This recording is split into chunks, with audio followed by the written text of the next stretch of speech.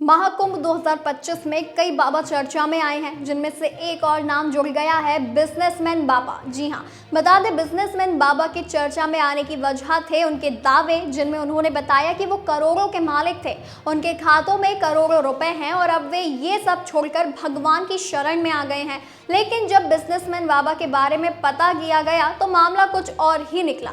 दरअसल ये बिजनेसमैन बाबा करोड़ों का घोटाला करने वाला ठग निकला। अब खुद को परम गुरु बताकर आध्यात्मिक उपदेश दे रहा है।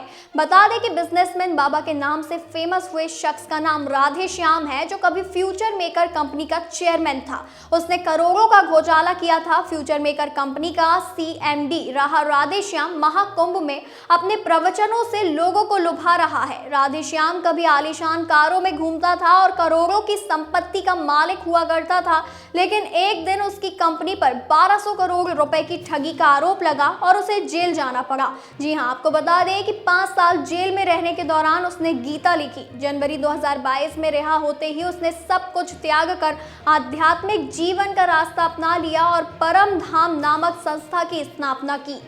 राधे श्याम ने बताया कि वह युवाओं को रोजगार दे रहा था, कंपनी नाम कमा रही थी। मेरे ऊपर कलंक लगा तो जेल में रहने के बाद 500 बार गीता पढ़ी। शून्य का बोध हुआ तब गीता लिखना शुरू किया, जिसका नाम परम रहस्यम रखा, जो 700 पेज की है। इसे लिखने में 5 साल लगे। राधे श्याम का दावा है कि उसके मन में कई ख्याल आते थे, लेकिन गीता ने उसे डिप्रेशन से उबार दिया। 8 साल पहले ही बिजनेसमैन के रूप में मैं मर गया था। उसका दावा है कि जो लोग रास्तों पर थे वो महलों में पहुंच गए हैं। इस मामले में मास्टरमाइंड के तौर पर राधे श्याम और सुरेंद्र सिंह के तौर पर हुई। तेलंगाना पुलिस और हरियाणा STF ने मिलकर इस कंपनी का पर्दाफाश किया और 200 करोड़ रुपए सीज किए। राधे श्याम अब महाकुंभ में अपने भक्तों को प्रवचन दे रहा है और कहता है कि संपत्ति में असली शांति नहीं, असली सुख सेवा और भक्ति में है। लेकिन कई लोग इसे शक की नजर से देख रहे हैं।